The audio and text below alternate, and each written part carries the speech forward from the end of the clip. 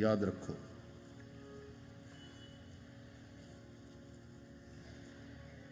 सन्यासी त्याग करता है,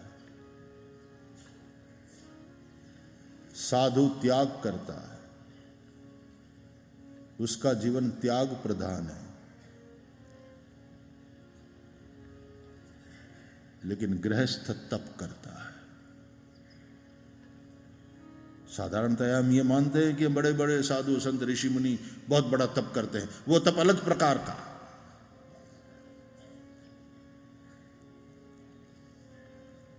लेकिन एक स्त्री का तप, पुरुष का जीवन भी त्याग प्रधान होता है, स्त्री का जीवन तपह प्रधान होता है। पुरुष पैसा कमाता है और अपने लिए जो रखना है महीने का खर्चा रख करके बाकी वाला स्त्री के हाथ में रख देता है, त्याग, चला इससे घर। लेकिन पुरुष के उतने पगार से घर को अच्छी तरह से चलाना महीने भर, यह स्त्री का तप है।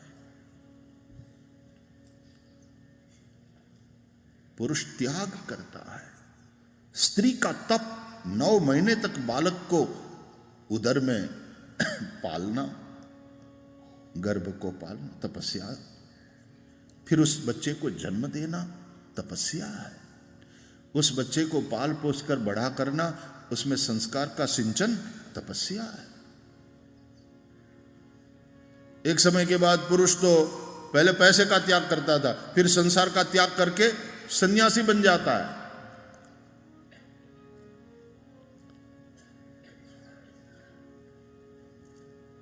स्त्री संन्यास नहीं लेती, क्योंकि स्त्री का जीवन त्याग प्रधान नहीं, तपह प्रधान है।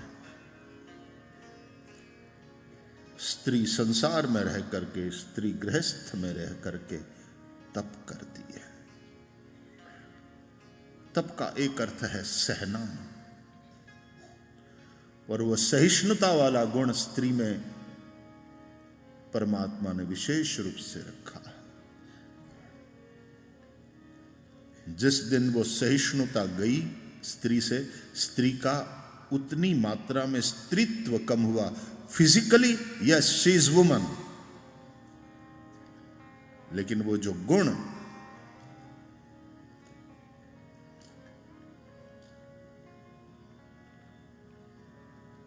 स्त्री में समर्पण का एक गुण है।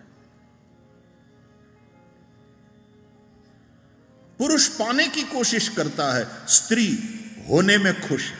किसी की हो जाना, किसी के प्रति समर्पित हो जाना।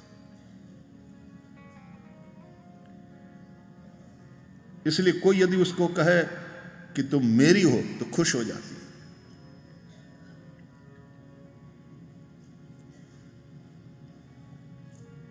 वो होना चाहती है।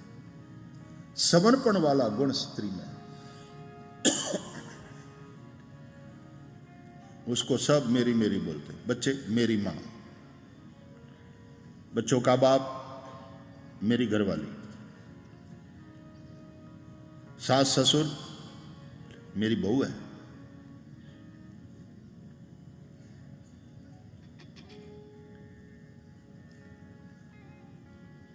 और वो सबकी सेवा में, सबको संभालने में समर्पित।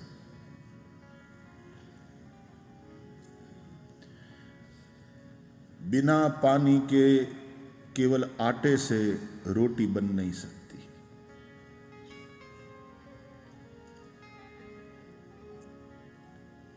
आटा भी हो, आग भी हो, लेकिन पानी नहीं है, रोटी नहीं बनेगी।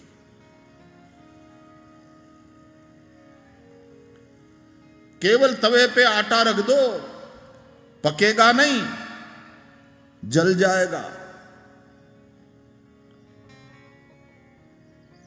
जलाना नहीं है, पकाना है। रसोई पकाया जाए।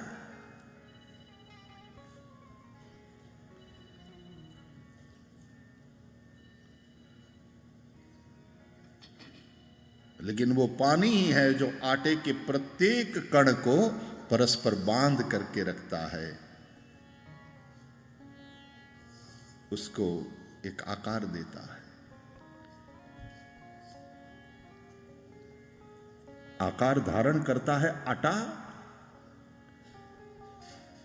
तो उसमें भूमिका पानी की है, लेकिन पानी कहीं दिखता नहीं। और तो और जब तवा पर रखा जाता है तो पानी अपनी भूमिका को पूर्ण करके उस गर्मी के चलते विदा ले लेता है। आटे को रोटी बनाने में उसकी एक अपनी भूमिका और फिर विदाई।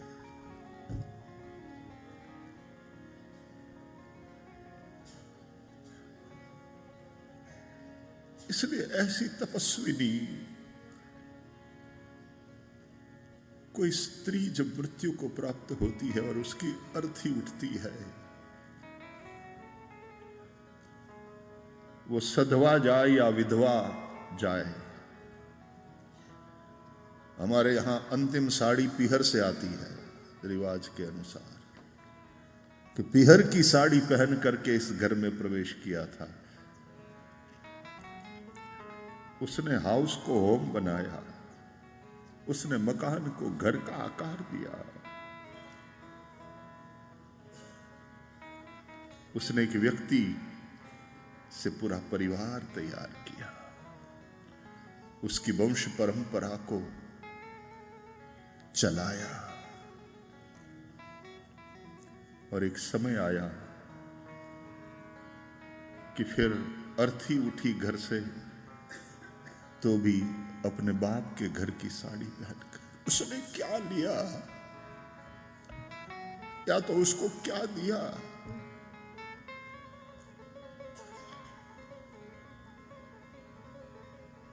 ये जो समर्पण है, ये जो सहिष्णुता है, ये जो तप है,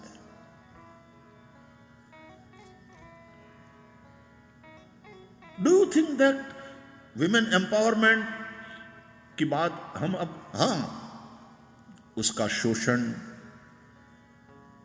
उसको रिस्पेक्ट न करना, इस समर्पण को, उसके जैसी मूर्खता, मूर्खता ही नहीं मैं कहूंगा, उसके जैसा पाप कोई नहीं है।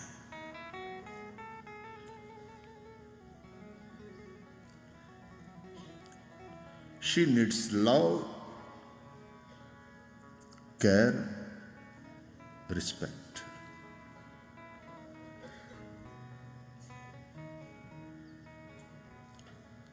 इसलिए गृहिणी गृहम उच्यते, ये कहा